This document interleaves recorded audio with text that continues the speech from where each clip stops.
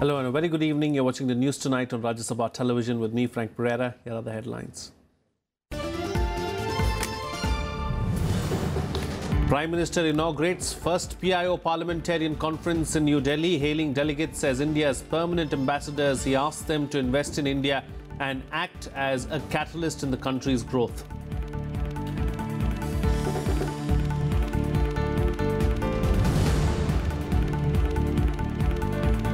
Vice President M. Venkaiah Naidu tells PIOs that their success is a clear reflection of strength of Indian values of assimilation and inclusiveness, gives keynote address at the valedictory session of PIO Parliamentarians Conference.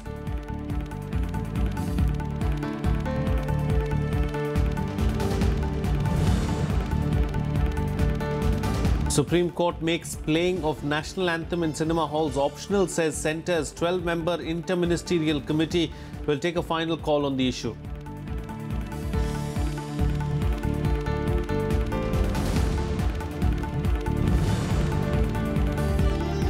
Security forces gunned down 2 terrorists in an encounter in Anantnag, also arrest 11 Hizbul terrorists in Sopore, recovering huge cache of arms and ammunition from them.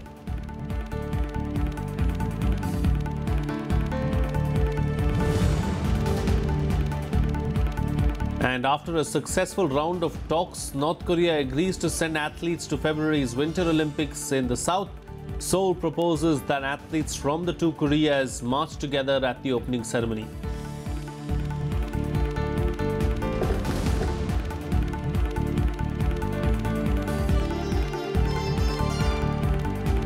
Prime Minister Narendra Modi inaugurated the first PIO parliamentarian conference in New Delhi today. Welcoming the delegates, the Prime Minister hailed them as India's permanent ambassadors abroad. He called them India's partners in development, as the laurels they earned in their Karma Bhumi reflects favourably on their motherland.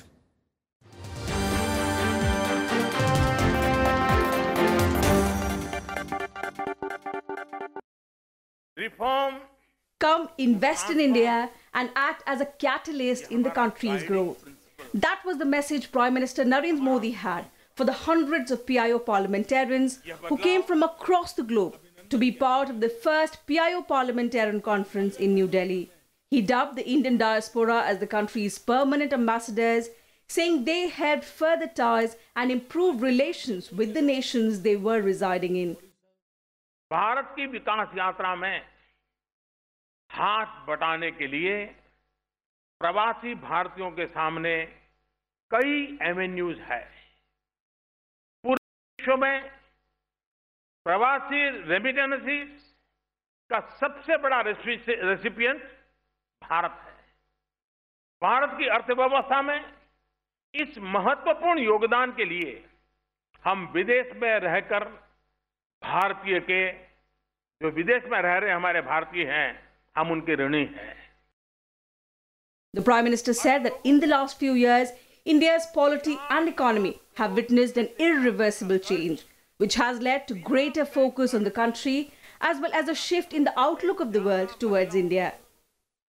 In his speech, the Prime Minister also asserted that India does not eye anyone's territory and resources, saying its model of development aid was not based on give and take. His comments come amid increasing Chinese efforts to expand its influence in the subcontinent.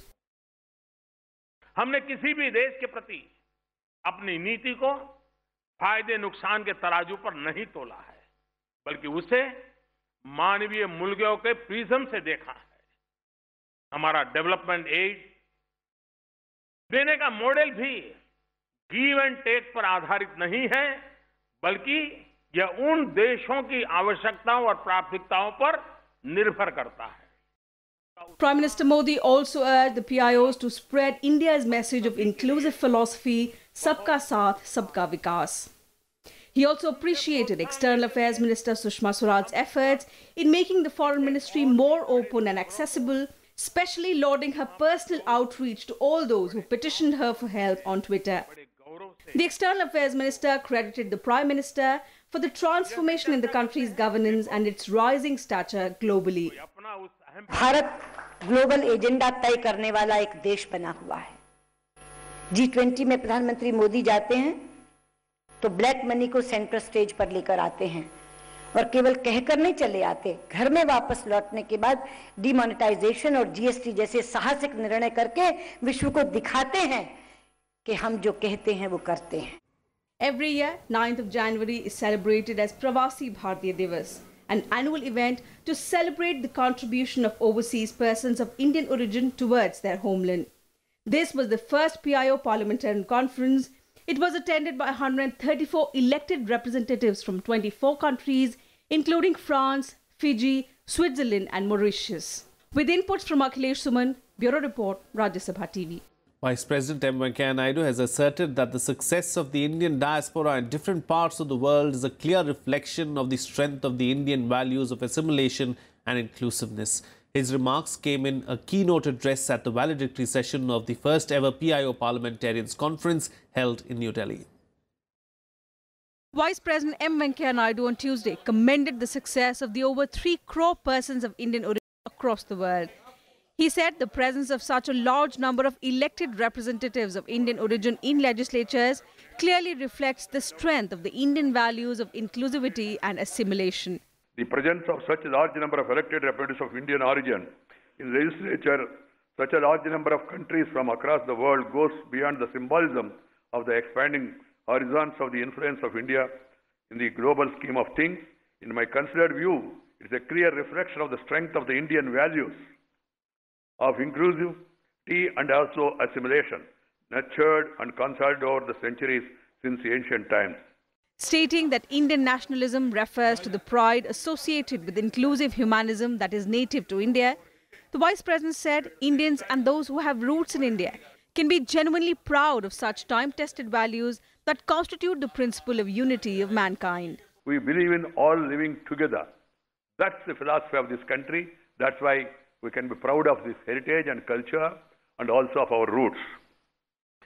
Some misguided persons here and there may make small statements, and for the sake of news that may become headline, but I can tell you next day they will become a deadline, because that is not the line of India.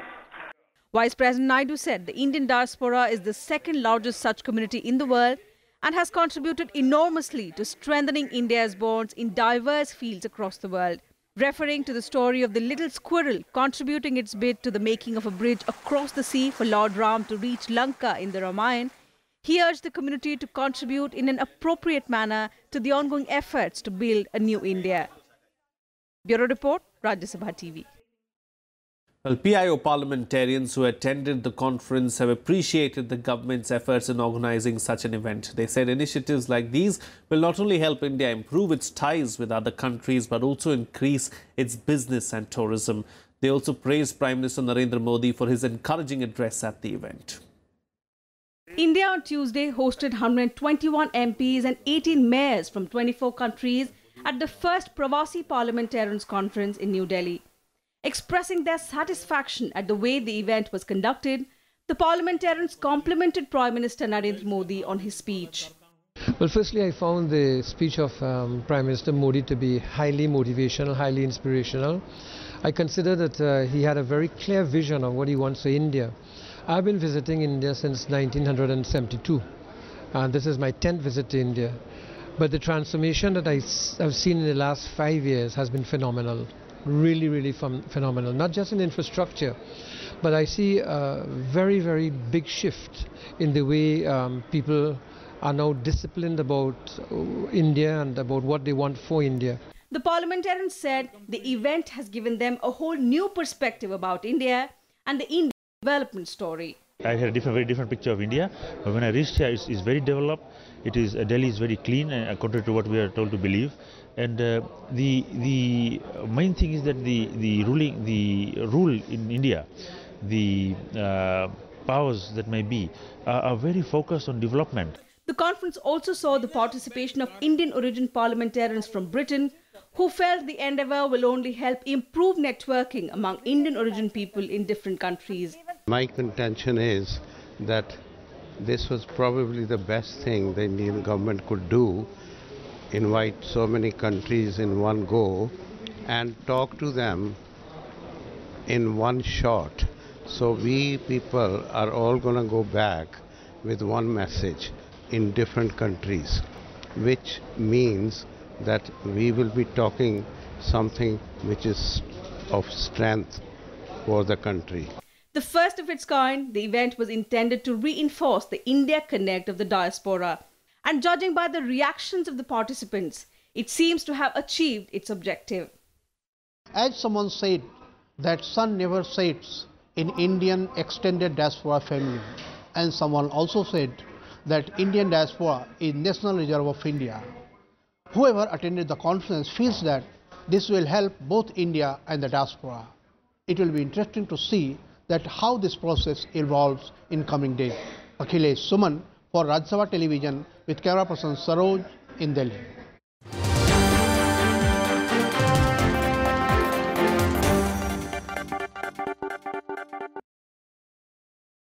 Vice President M. Venkaiah Naidu met Goa Governor Mridula Sinha on Tuesday. The meeting happened at the Vice President's house. At the meeting, Sinha presented few books to the Vice President. Venkaiah Naidu expressed happiness over the meeting.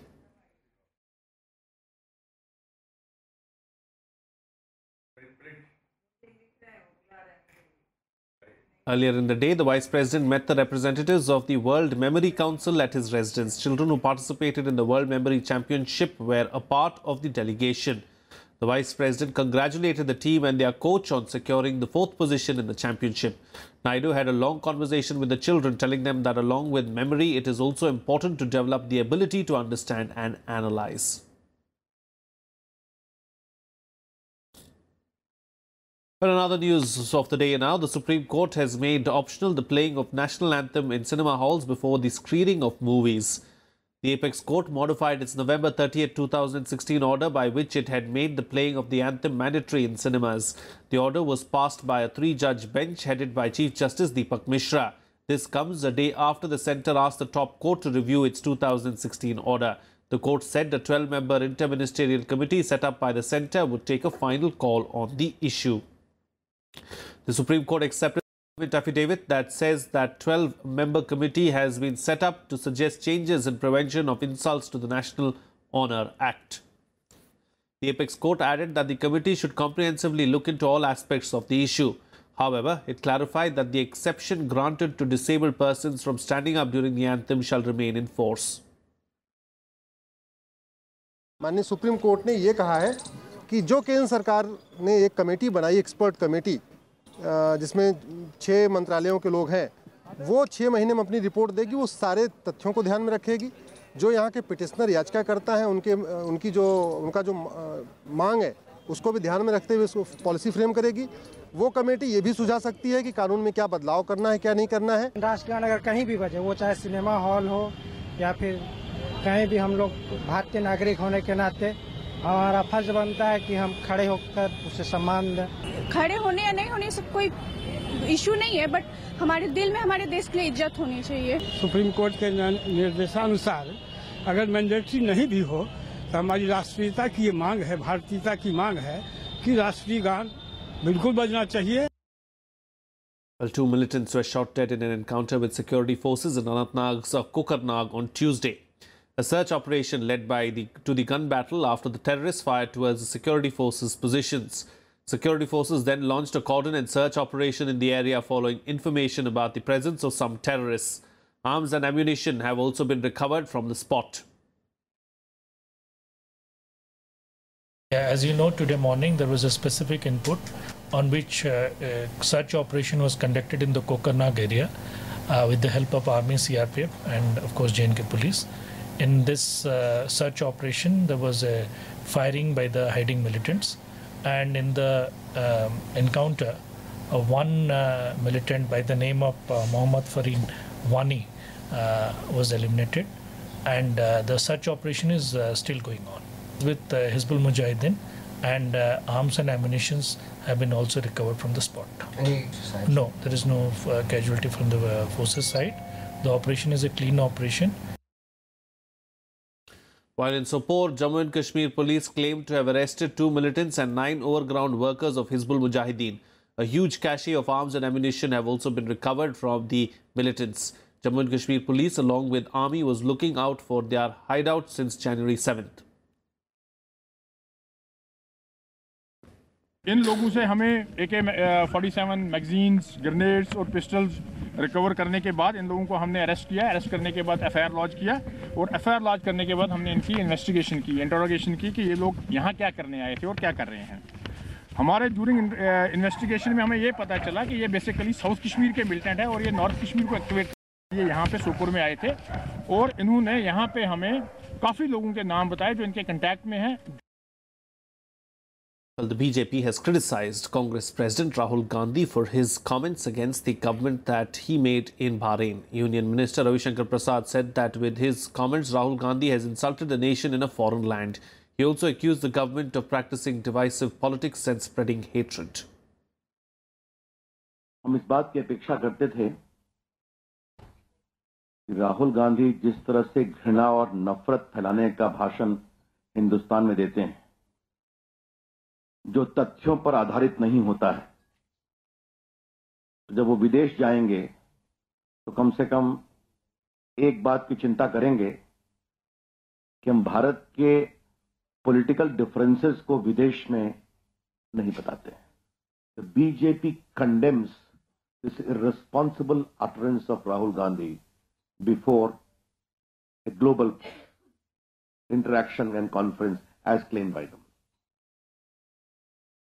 Meanwhile, the government has extended its deadline to link Aadhaar with small savings schemes to 31st of March. A finance ministry notification said that the deadline for linking Aadhaar to schemes like post office deposits, Kisan Vikas Patra, has been extended by 3 months.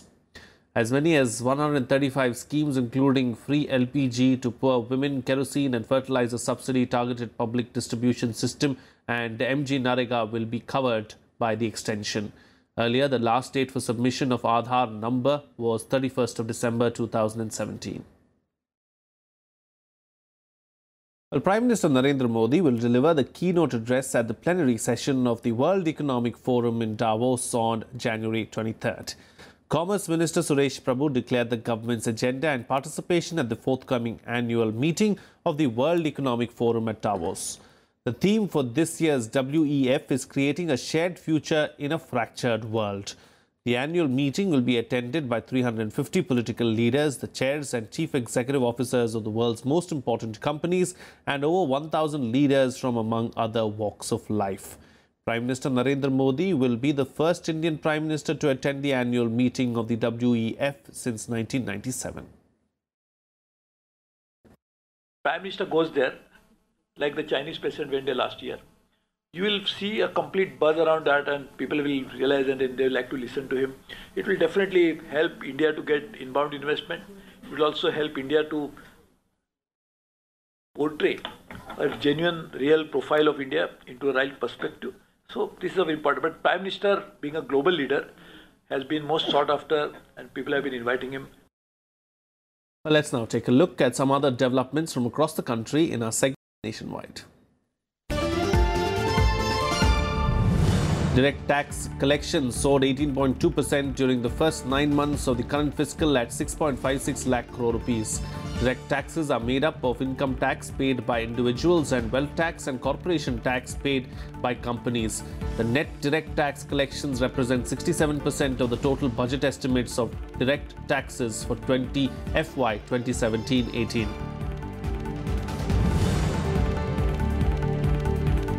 The national capital witnessed another cold morning with the mercury dipping to 4.2 degrees Celsius and high humidity levels reducing visibility to 400 meters. Fog affected the movement of trains headed towards North India. According to a railway official, 45 northbound trains were late, while 8 were rescheduled. 22 others were cancelled. 2 persons have been arrested in connection with the murder of former Shiv Sena corporator Ashok Sawant in suburban Kandivali. Sawant was stabbed to death near his residence in Thakur complex while he was returning home with a friend. The police is still investigating the motive behind the crime.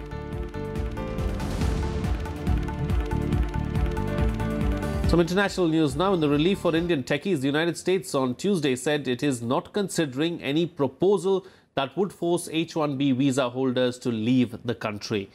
The announcement comes days after reports emerged that the Trump administration was considering tightening H-1B visa rules that could lead to deportation of some 750,000 Indians. The reports had said it was mulling ending extensions for H-1B holders. In a statement, Chief of Media Relations at U.S. Citizenship and Immigration Services, Jonathan Withington, said they had never considered such a policy change, adding that any suggestion that USCIS changed its position because of pressure is absolutely false.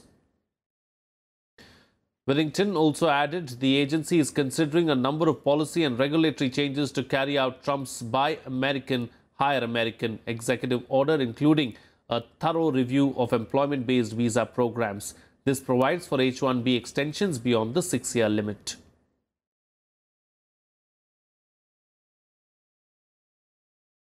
Meanwhile, the United States on Tuesday asked Pakistan to take decisive action against terror groups operating from its soil, including the Taliban and the Haqqani network. The US also extended help to Pakistan in combating terror. It has also conveyed specific and concrete steps that Pakistan could take to eliminate terror networks. The remarks come as the US has in recent days stepped up efforts to put pressure on Pakistan to do more to combat terrorism without distinction. The Trump administration last week suspended nearly $2 billion in security assistance to Pakistan for its failure to take decisive action against terror groups operating from its soil. The US clarified that $900 million in the coalition support fund to Pakistan has been suspended, not cancelled or reprogrammed. The said amount is part of security assistance to Pakistan.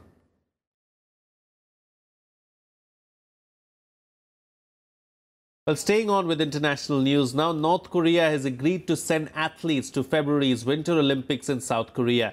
The move is seen as a historic development in inter-Korean sports exchanges. After months of escalating tensions over the North's rapidly advancing nuclear and missile program, the meeting between Pyongyang and Seoul in Panmunjom has come as a symbolic breakthrough. South Korea has also proposed holding family reunions. Here's a detailed report.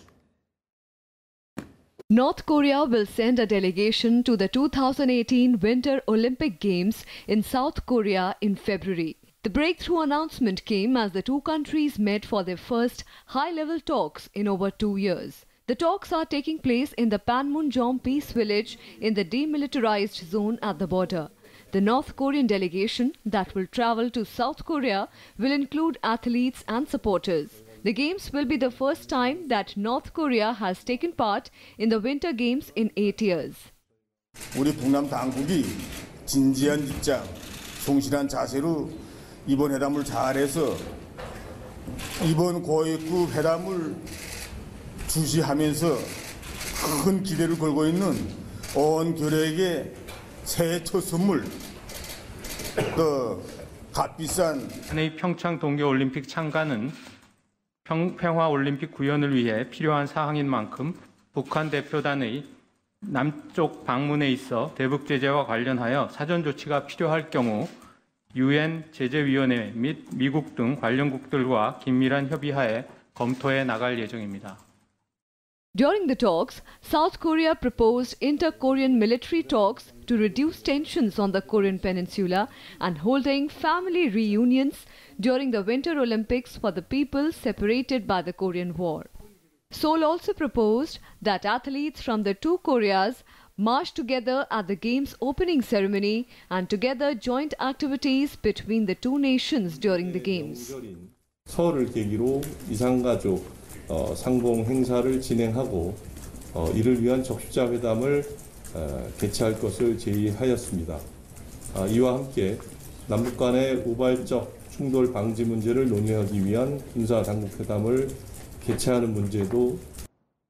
Meanwhile, Japan has welcomed North Korea's change in attitude, but maintained its stance that the UN sanctions imposed on Pyongyang's nuclear weapon and missile development programs have to be strictly implemented. 核ミサイル開発はまさに地域はもちろんですけども、世界に対しての脅威でありますし、国連における難解とない制裁がですね、採択をされてますので、そうしたことをしっかりと求めて実行に移して。Tensions have been rising in the Korean peninsula as the North continues to rapidly advance its banned nuclear weapons program.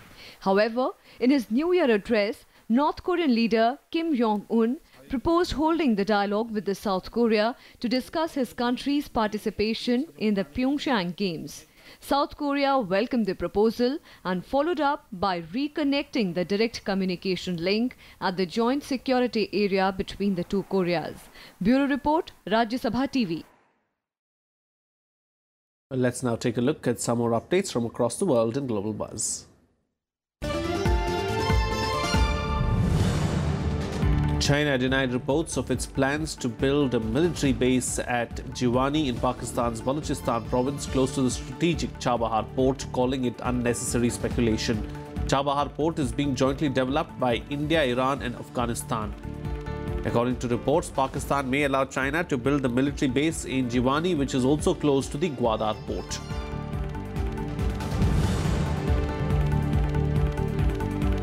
Taiwan's foreign ministry said it will continue to seek international support in its latest dispute with China regarding civil aviation routes. China opened several disputed air routes in the Taiwan Strait last week without informing the country. Taiwan's government called China's unilateral move of expanding civil aviation routes in the Taiwan Strait an irresponsible act that threatens regional security. U.S. Special Counsel Robert Mueller's team wants to question U.S. President Donald Trump as part of a probe into Russian interference in the 2016 presidential election. Mueller is trying to determine if Trump's campaign advisors colluded with the Russian government to influence the election. The investigation also involves a probe into whether the president obstructed justice when he allegedly asked ex-FBI Director James Comey to drop an inquiry into former National Security Advisor Michael Flynn. China's President Xi Jinping welcomed French President Emmanuel Macron in Beijing, who is on a 3-day visit to China with a delegation of 50 business leaders. The two heads of state attended a welcome ceremony before sitting down for talks. On the second day of the visit, Macron took a tour of Beijing and said he believed China's President Xi Jinping had heard his calls for greater collaboration in China's Belt and Road Initiative. Earlier in the day, he met Chinese Premier Li Keqiang.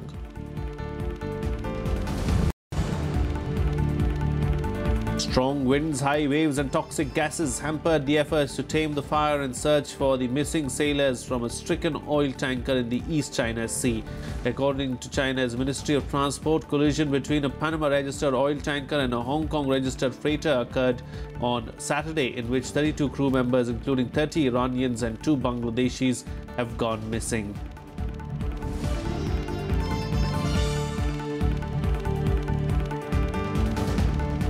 Well, let's now shift focus and bring you up to speed with some news from the world of sports in Sports Beat. Indian cricketer Yusuf Pathan was suspended for 5 months for failing a dope test during a domestic match last season. The Board of Control for Cricket in India said that Pathan tested positive for a banned substance, terbutaline, during a domestic T20 competition in the national capital in March last year. Terbutaline is prohibited both in and out of competition in the World Anti-Doping Agency's prohibited list of substances. New Zealand beat Pakistan by 8 wickets under the Duckworth-Lewis method in the second ODI to take a 2-0 lead in the 5-match series. Opener Martin Guptill produced a superb performance with the bat for the Kiwis and scored an unbeaten 86. Batting first, Pakistan had scored 246 for 9 in their 50 overs. Mohammad Hafiz was the top scorer for the Pakistani team with 60 runs. For New Zealand, Lockie Ferguson was the pick of the bowlers as he took 3 wickets. Philippe Coutinho signed his new contract with Barcelona after completing his club record transfer from Liverpool. However, he will not be able to make his Barcelona debut for about 3 weeks because of a thigh injury he sustained while at Liverpool. Barcelona agreed a £142 million deal with Liverpool on Saturday to buy Coutinho.